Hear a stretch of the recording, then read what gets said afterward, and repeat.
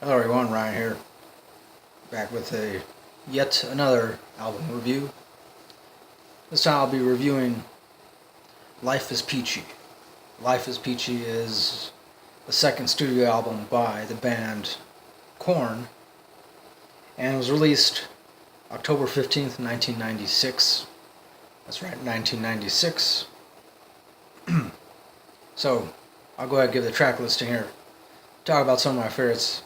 For this album, I've chosen to do 6 favorites rather than 5 because there's, in fact, 15 tracks in total. So, first track is Twist, that is 49 seconds. That is, of course, Jonathan Davis's version of scatting, I guess you could say, just impromptu growling, which I happen to actually like. Second track is titled Chi, I believe, or Key. That is 3 minutes 55 seconds long.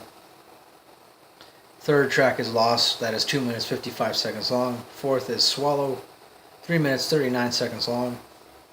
Fifth is Porno Creep, pretty much an instrumental. It is 2 minutes 1 second long. Sixth is Good God, 3 minutes 22 seconds long. Seventh is titled Mr. Rogers, it is 5 minutes 10 seconds long. Eighth is titled K, and then there's a bunch of symbols after it. Not really sure of a sense where it could be like K, F, something, or I don't know. But it is 3 minutes 3 seconds long. 9 is No Place to Hide, it is 3 minutes 32 seconds long. 10 is Wicked, it is 4 minutes long. 11 is Adidas, 2 minutes 34 seconds long. 12 is Lowrider, it's just 58 seconds long. Essentially Korn's rendition of the popular song Lowrider. 13 is titled Ass Itch, it is 3 minutes 39 seconds long. 14 is Kill You, 8 minutes 37 seconds long. It also kind of segues into the last track, which is Twist, and then a cappella version of Twist, which is, Jonathan Davis doing his thing without the other members, the other band members, just vocals, nothing else. Hence a cappella. So that's all the tracks. So my 6 favorites are my sixth favorite is, of course, the opening track Twist, because I do believe that it's a good track to open this album with. Fifth is Chi. My fourth favorite is Ass Itch.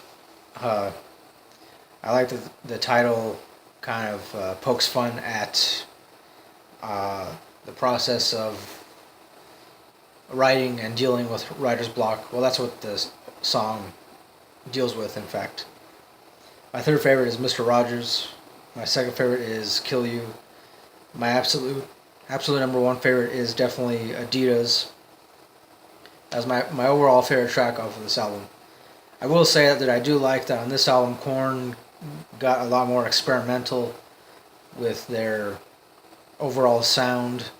They added a lot more, I guess you could say, funky kind of parts. Because on the first album had a lot of elements of thrash metal, and a little bit of, I don't know what you could call it, rapish kind of vocals. And not to mention the fact that the first album was so raw, which that's what made it stand out a lot to begin with. However, on this album, Life Is Peachy, I definitely feel like they did polish up their sound a little bit, not too much, but a little bit. But that could have been because of the fact that they knew that most of these tracks were going to be highly experimental. In an effort to make it a little more palatable to the listening public, I guess. I don't know. Uh, but yeah, so I mean, Adidas. I remember the first time I heard the song Adidas. I actually thought it was a song about the shoes or the shoe company Adidas. Of course, after I listened to it well, after I listened to it the first time, I realized it wasn't about Adidas, and I kept listening to it over and over. You know, so I mean, essentially, Adidas stands for All Day I Dream About Sex, and that's in fact the chorus. All day I dream about sex. All day I dream about sex. All day I dream about.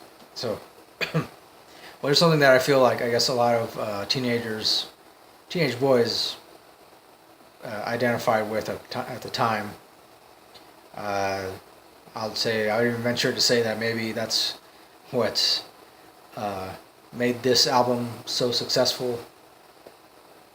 I don't know.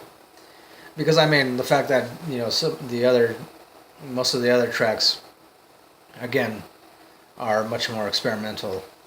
Uh, to me, this album, it definitely doesn't really have much of a thrash metal element. More of a hard rock element throughout, but also a little bit of a funk kind of element. Also a little bit of, I guess you could say, kind of avant-garde jazz element, especially when it comes to the drums. I like the drums on this album. I like that the original drummer David Silveri, I believe is his name. On this album, I noticed that he definitely he got a little more creative with his drum beats, and I like that. But I mean, it made sense because he had to do it in order to go along with the overall experimental stuff on this album. So, yeah.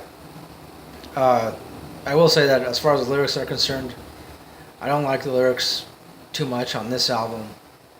But I do like that Jonathan Davis just kind of, for instance, on a track like Acid, where he wrote the lyrics about the process of trying to deal with writer's block. Which to me, the lyrics for this song, for Acid, are not too profound, but I like that. Just kind of seemed as though he wrote them on a whim, I guess you could say. Just kind of like, I mean, seems like he could have been in the studio and just trying to think of something to write.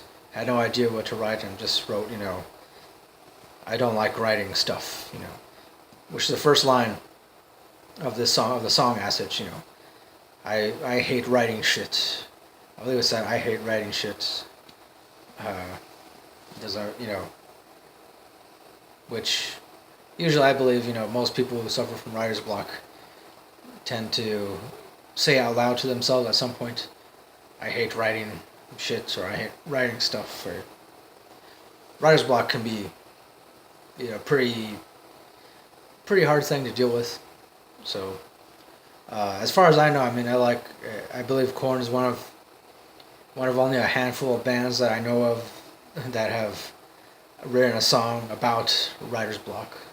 So, I mean, hey, I give them a thumbs up for that, definitely.